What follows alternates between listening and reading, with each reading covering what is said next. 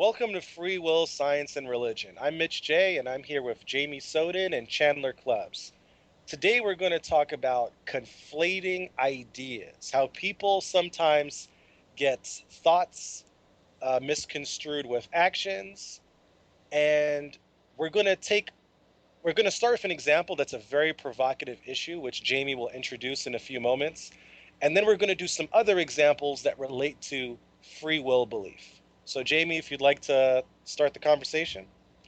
Well, this has some relation to the discussions I've been having on Twitter with certain individuals.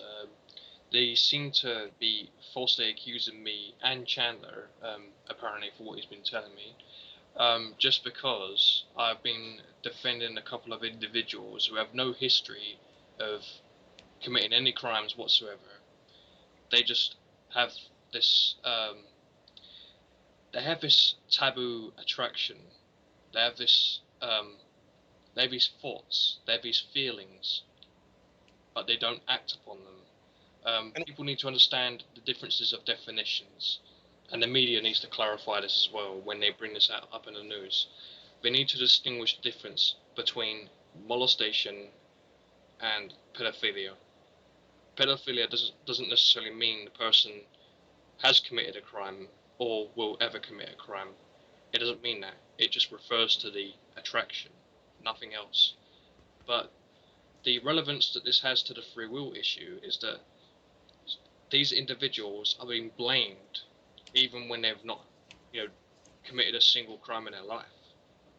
They haven't had sex with an underage person, they haven't downloaded child porn, they haven't um, been involved in human trafficking, they haven't like had a history of abusive behaviour towards family members or whatnot. They just, they could be.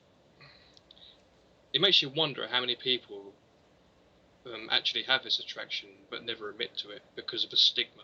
right, exactly. So just to be clear, this is the Orwellian idea of thought crimes, right? Like from in 1984.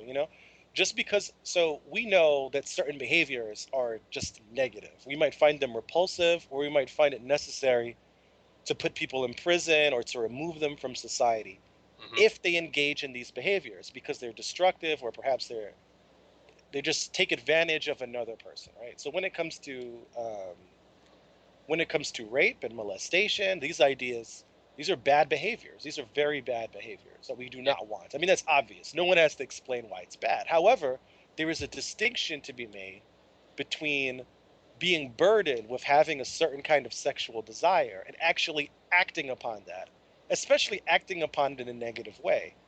If we can take a very common example, speaking off air with Jamie prior to this podcast, we came up with an example where I said, if a heterosexual male goes to a nightclub, he might be sexually attracted to several women. He might really want to have sex with several women, but that doesn't mean he's going to rape them. A pedophile is in a similar situation. Just because the pedophile is strongly sexually attracted to younger people does not necessarily mean that individual is going to molest or rape a young child. Yeah. And the thing is, they try to justify, punishments towards these people, even when it's been talked about that they have a mental illness. It's obviously not a choice. They obviously don't choose their attractions, but people blame them anyway, and I think that's Right. just wrong. I mean, basically, what they're trying to justify is Nazism. I mean, the Nazis had people gassed during the T4 program for being disabled, and that's basically what they're trying to justify now. And yes, I'm comparing like this because this is a very serious issue. You Yep. you know they need to understand that not all of them will offend. Granted, we do need to we need to get them psychiatric help so that to make sure that they don't offend. We need to have an open and honest discussion and open our arms to these people who are suffering. So that, Yeah, some people really hate when comparisons are made to Nazis in any endeavor because it's such a cliche and yeah, it feels emotional. But yeah, I mean, I think it's appropriate in this situation, and even without that yeah, analogy, I think the argument really still stands, right? yeah. So Orwellian thought crimes, yeah. yeah, so Chandler, what do you just sticking to this topic, but just twisting it a little bit before we get to the next example. Another idea we're talking about is empathy. So when we talk about pedophiles, it's like people have such a strong emotional reaction to that that possible negative behavior, that they lose a sense of empathy. Do you think that to truly be empathetic, we need to reject free will? Can someone truly be empathetic if that person believes that ultimately people choose what they do? Well, I have an answer for that. I don't think that you can truly have empathy for anyone, for anything, if you believe that they are the self causer and that they chose to be in that circumstance. I agree with you. So well put. Perhaps you could elaborate a bit on Very that. logical. Yeah, absolutely. Because see, here's the part of the problem is that if somebody like people feel empathy for someone when they realize that they're in a situation that they did not choose, you know. So, for example, a person might have been hurt by somebody. Um, but if they do an investigation into that person's past and they see that they were abused since their childhood and they were taught all sorts of wrong ideas and all that sort of thing, then sometimes people understand that that person, you know, they grew up in such a way that turned them into a bitter, hateful person, you know. And that's but sometimes, I mean, some people get that, but then sometimes people say, well, in spite of that, they should have used their free will to choose to be better than their parents or their teachers or whoever it is that educated them a certain way. And what here's the problem. From what source, from what cause are they going, is the thought going to get into their head in order to do differently than what they're taught? You know, so many people are impulsive and they react, and so some bully, for example, at school will punch them, so then they punch them, and then everybody turns into this revenge blaming thing. So it's very difficult for people to get past the emotional There's also bias. such thing as victim blaming as well. I mean, in regards to rape victims, some people, even though they might be very uneducated, or actually, I would say they are uneducated if they do say this. Some people will say, um, these rape victims should have chose with their free will not to be depressed, not such and such, and that's just nonsense. You know, they can't choose not to be depressed about what happened to them. It doesn't work like that. And I've mentioned this in YouTube comments several times. You know, if there's free will, why can't rape victims get over what happened to them? The simple fact is that they can't, because these trouble these horrible memories that they have are going to haunt them for the rest of their life. They're burnt in, you know, Exactly. they're burnt in. Yeah. That's a You, good point, Jamie, because we don't have the free will or choice when it comes to our memories. Why can't we just forget any unpleasant memories and remember all the happy ones? Yeah. another topic Jamie and I discussed prior to the beginning of the show was the desire that people have to have heroes and villains. So it's really weird. It's like we want to be empathetic, but at a certain point, our empathy runs out. At a certain point, we want to say that some people are bad for some reason. It's like we can be very sympathetic, okay, at times, but there comes a time when most people go like, okay, but where's the bad guy? Someone has to be a bad guy. Are you saying no one is responsible for what they do? We need heroes and bad guys.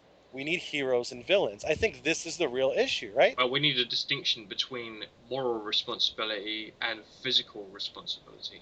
Yeah, that's exactly right. So this that's a good point, Jamie. You said moral responsibility versus physical responsibility. I think one of the problems is words, right? Hmm. So there is the sense of two different forms of responsibility, Hmm. and different thinkers have come up with different names. For example, Trick Slattery, one of the members of this podcast, of this network of free will skeptics, he uh, he likes to use the terminology strong versus weak. George Ortega likes fundamental versus practical. So now Jamie has introduced, what did you say again? Moral Moral versus physical responsibility. versus physical response. So there's this idea of identifying the source of a problem. The tornado ravaged the city.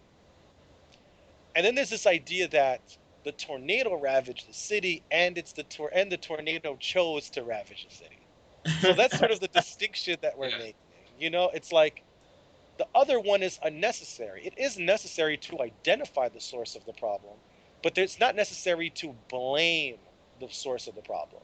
And of course, some people, in particular compatibilists, those who argue that determinism is compatible with free will, that is, cause and effect is true and somehow free will is true, they oftentimes abuse the word blame.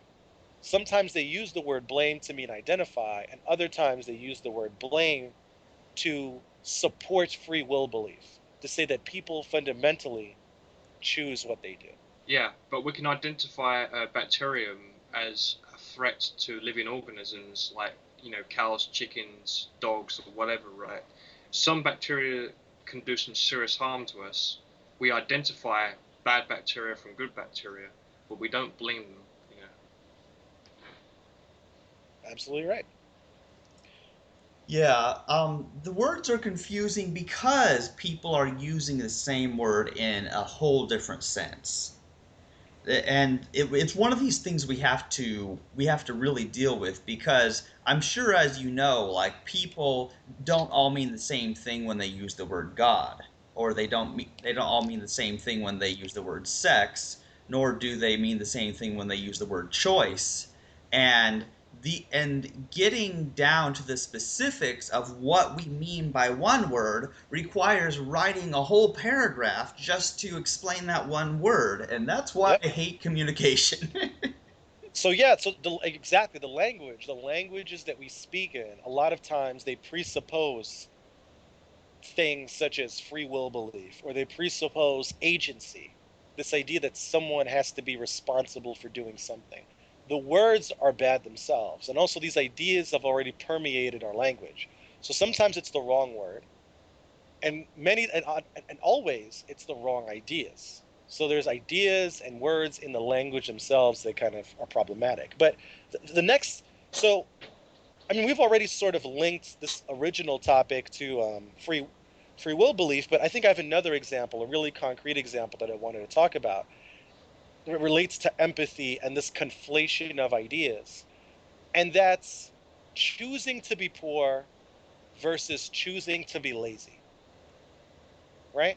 So in the political discourse, it's become very popular as of late, um, for liberals to say things, to be very sympathetic to people who are poor, and to be very much opposed to the wealthy who seem to be taking credit for their good fortune.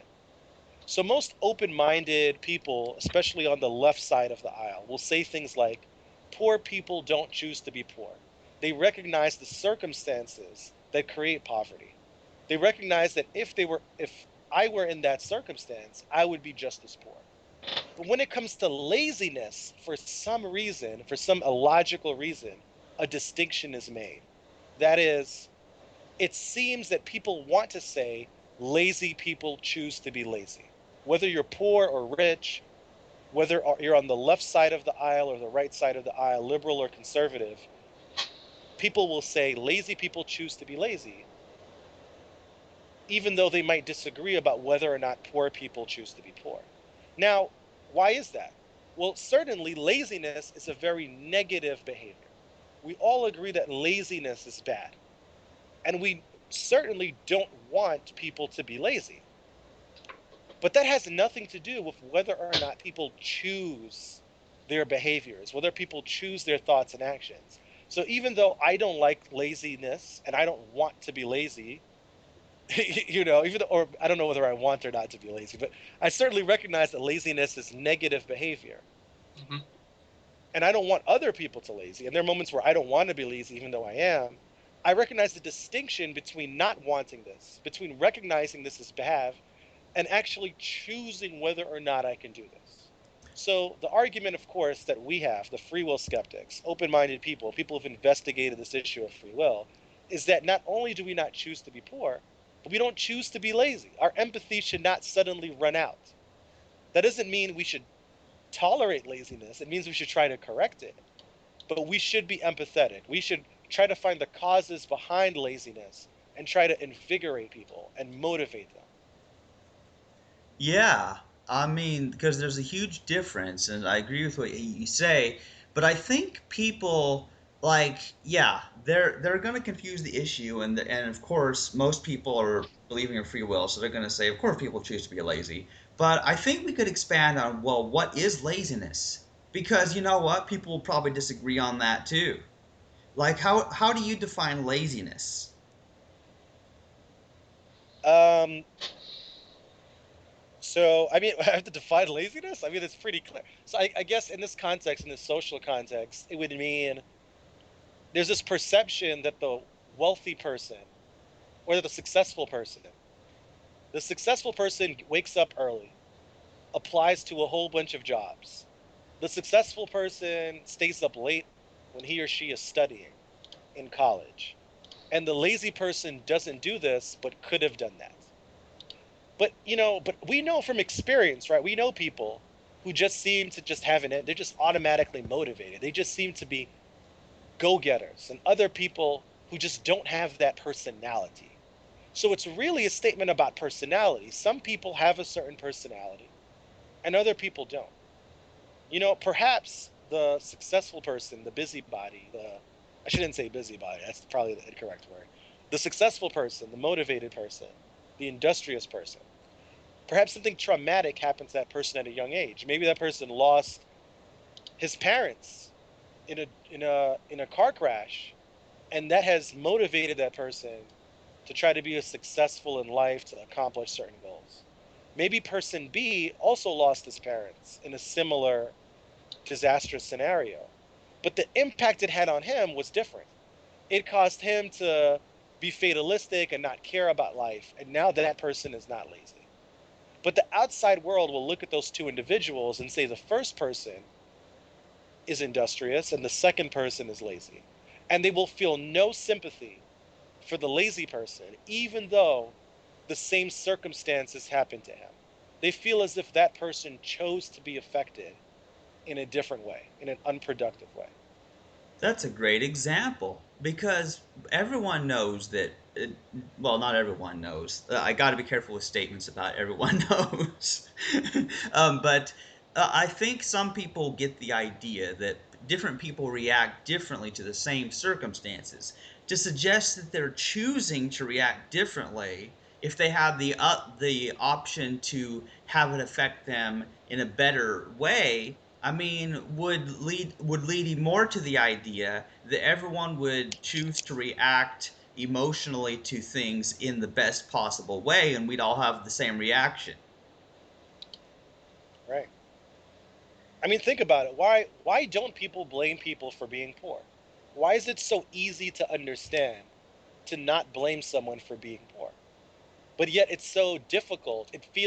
It's because we don't want to promote laziness. So because we don't want to promote laziness, we suddenly invoke free will belief.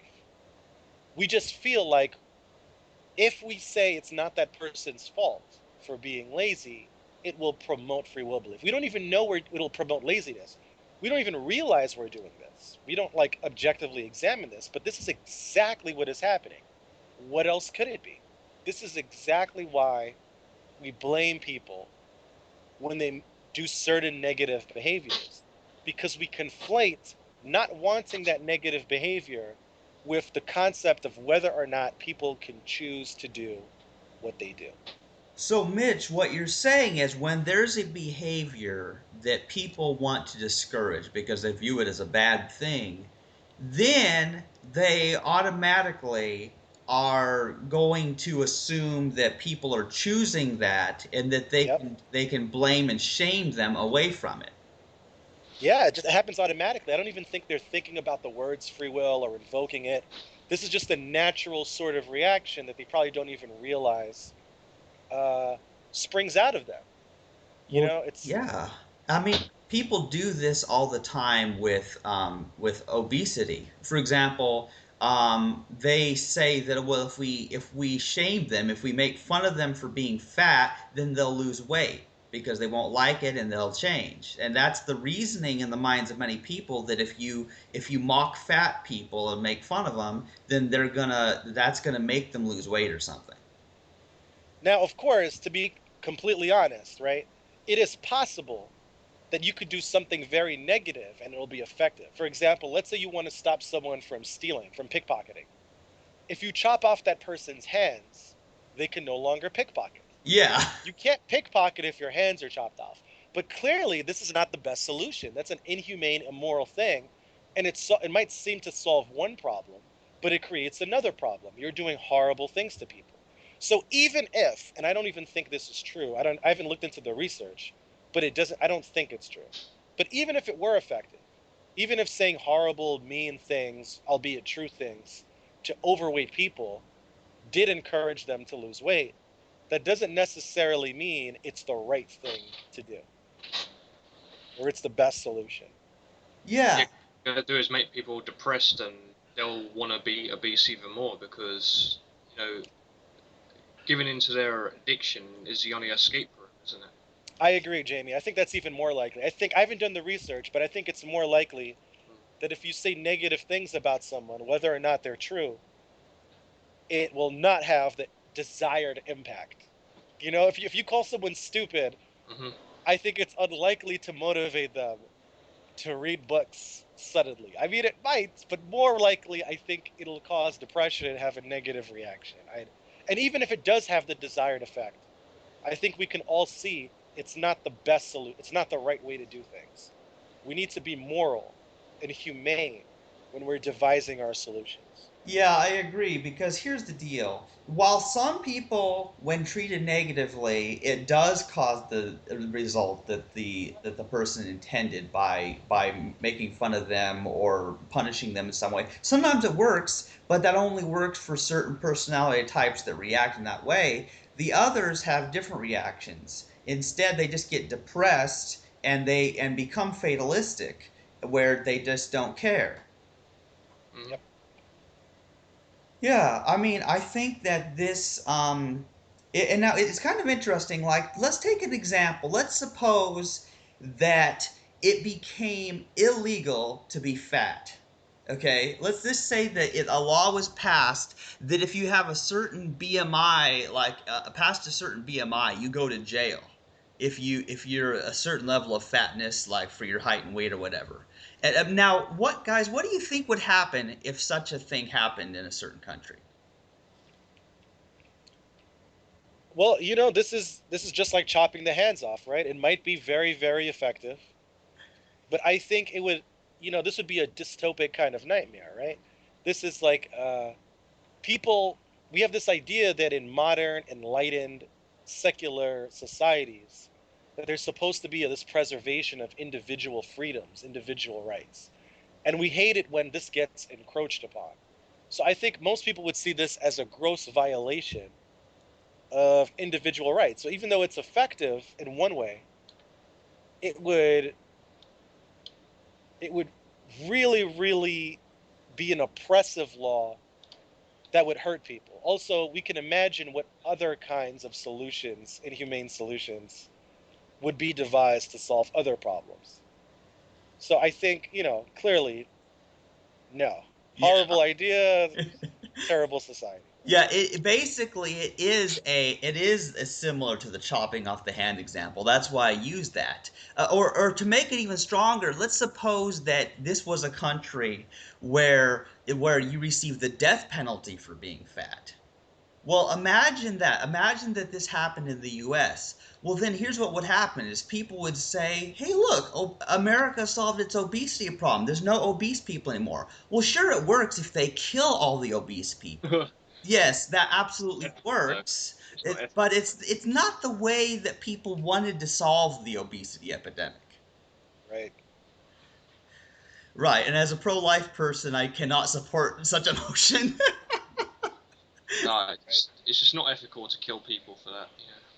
Yeah, what we want to do is we want to help people, not by killing them, but by helping them lose weight with a plan that works for their personality type and their body type and their environment that they're in.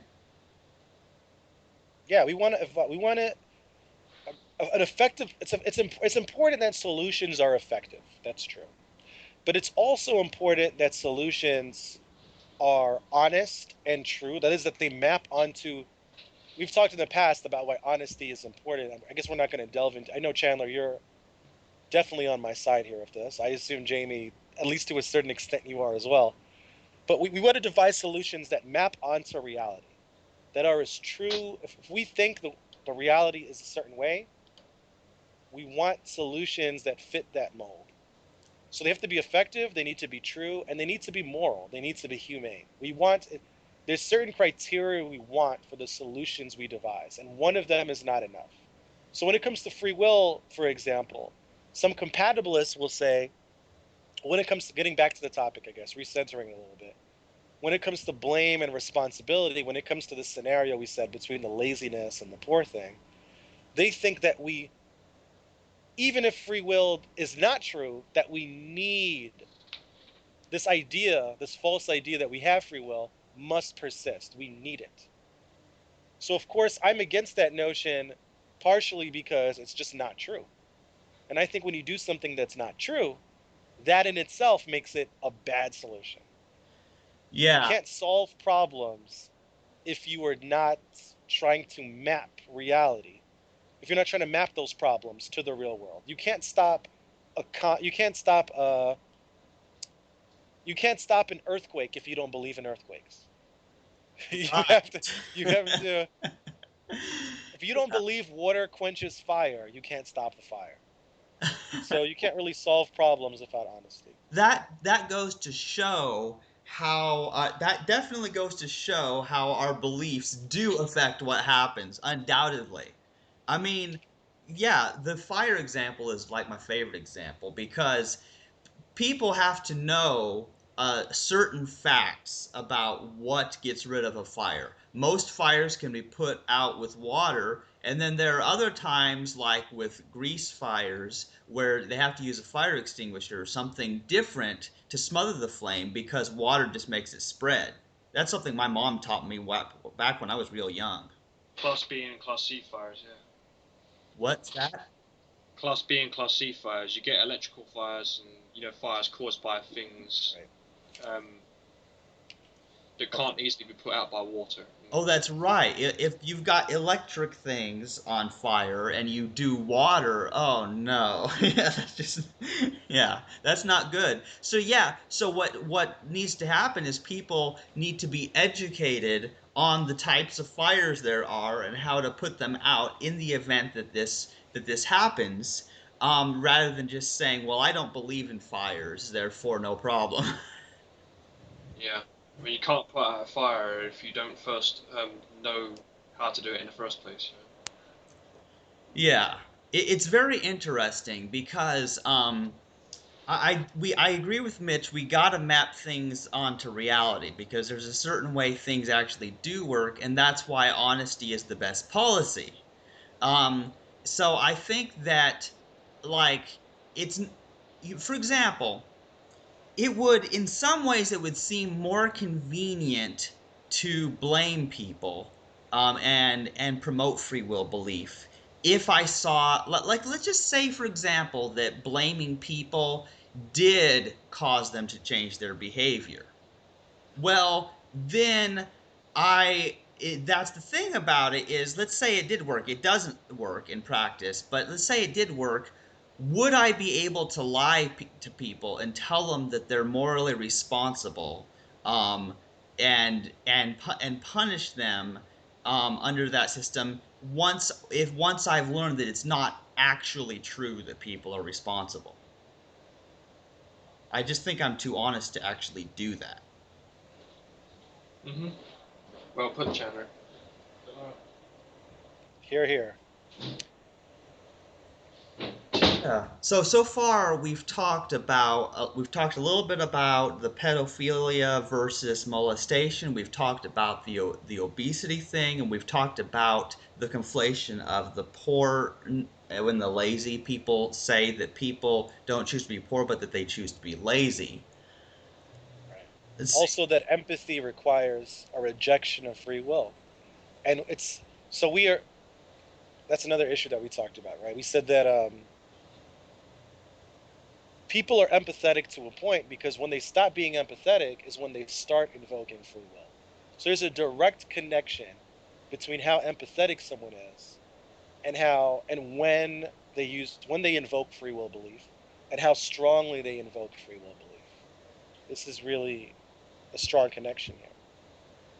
Yeah, I mean, I know that I tend to be more on the empathetic side in general. But that but here's the way it worked, Mitch, is basically since I believed in free will for the, about the first 25 years of my life, um, then I was very judgmental and blaming of people and felt no empathy for people who were a certain way. And so it was really bad. I wasn't anywhere near as empathetic back then. But here's how it worked with me: is that I viewed, you might say that I viewed, you know, young children at the whether they're born or unborn, I saw them as innocent. But then after they grew up and then started doing things they didn't like, well, then they're guilty. They chose to do bad. So what it ended up doing is that, the animals which weren't harming me and the humans which didn't harm me, I viewed them as innocent and I viewed others as guilty. So there was this big guilty versus innocent paradigm I had in my head, where I everyone was in a category. They were either innocent or guilty, and guilty ones should be punished, and the innocent ones, they should be protected.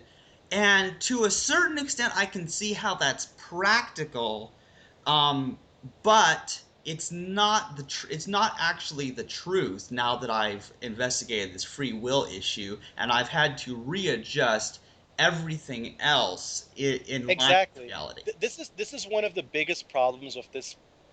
People say, why is free will important? Free will, George Ortega likes to give this quote from Searle, Jonathan Searle, a famous modern philosopher who is not really a free will skeptic. He's not a hard incompatibilist or hard determinist. In other words, he hasn't said free will is nonsense, period. But what he does want is he wants a consensus from philosophers. He wants the philosophical community to solve this problem. From his perspective, it's unsolved because of the bickering of philosophers. He wishes that, like, for example, when he studied philosophy, there was a concrete answer. So he might not be the guy to help us in terms of promoting this idea, but at least he recognizes that there is this conflict between the compatibilists and the hard incompatibilists. Now, I just lost my train of thought. I just lost my train of thought there for a second. Yeah, why is it important? So it's important because it affects everyday interactions, the way we treat people, and it affects the legal system. This confusion you're talking about, Chandler, is what all people suffer from. We say things like, poor people don't choose to be poor, but lazy people choose to be lazy. Do gay people choose to be gay? People can't figure it out because of free will belief. Free will belief hinders their logical processes. Yeah, Liberals who want to help gay people who are understand that people are just people, whether regardless of their sexuality. They try to find reasons why gay people don't choose to be gay. The answer is simple. The free will skeptic knows the answer. Straight people don't choose to be straight, and gay people don't choose to be gay because we don't choose anything. Because we don't choose, because there is no free will. That is the correct answer. This is where the empathy comes from. But instead, we have a confusion where we feel empathetic towards the mentally ill. We feel empathetic for children. If we see a CAT scan and we see someone has a large tumor, we feel empathetic for them. If we don't feel the CAT scan, we don't. we don't see the CAT scan, we don't. If someone's a psychopath, we go, okay, are they clinically a psychopath? All right, I feel sorry for you. If someone wasn't clinically determined to be psychopathic, we don't feel sorry for them. You know how difficult it is for me to watch episodes of Law and Order right now? It is so hard for me to watch Law and Order. Years ago, before I was um, enthralled with this idea of free will, before I investigated it, I used to split the world into. I used to think like most people think, I guess. Maybe I didn't say the words free will verbatim, but I was invoking it. I was acting as if free will was a true concept, even if I didn't know it. And I would watch Law and Order, and mentally I would be, I'd have the same opinion as the good guys, as the detectives or whatever. Even though Law and Order is the kind of show with a lot of blurry lines, a lot of gray. And now when I watch Law and Order, everyone is wrong. Everyone who's saying everything is wrong. The criminal's wrong, the detectives are wrong, the lawyers are wrong. It's just a constant cloud of confusion. So if there's a huge societal shift, if we can get society to shift, if we can get them to understand that free will is nonsense due to the fact that we live in a universe of cause and effect, or a universe with a causal events, either case, that free will is nonsense, then we will have a certain clarity in our thought processes. We'll be able to really look at the causes of problems and devise solutions without having this cloud of blame and guilt and nonsense that gets in the way. Yeah, it's very interesting because people have understood with regard to the sexuality thing you mentioned. There's been a great movement, I know in America where people are now understanding that people don't choose their sexual orientation, and I think that's a step in the right direction.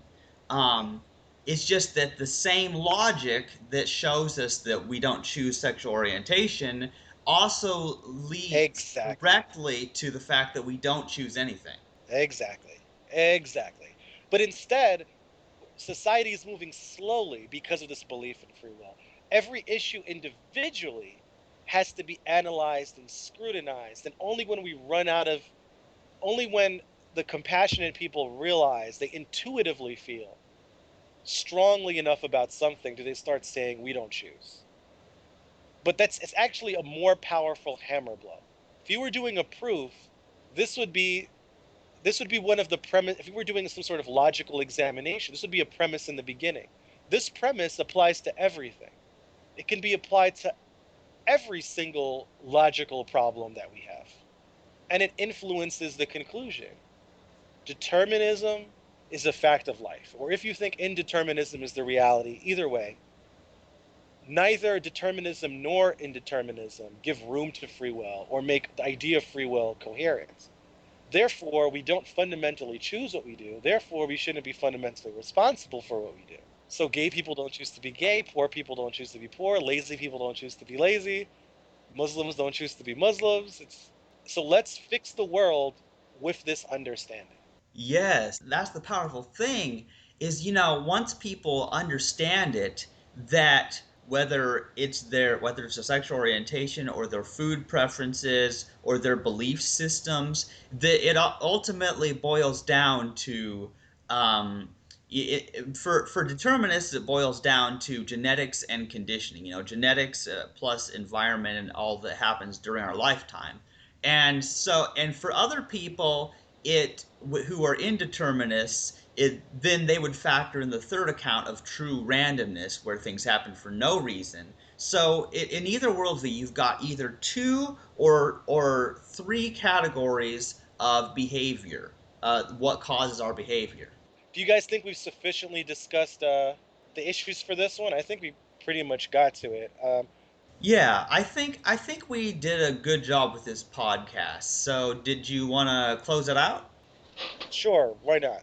So, you've been listening to Free Will, Science, and Religion with Mitch J, Jamie Soden, and Chandler Klebs. We talked about how true empathy, requires a rejection of free will. We talked about a conflation of issues, how people confuse actions with thoughts, and we related it to some provocative issues such as pedophilia versus molestation, and of course, the notion of free will.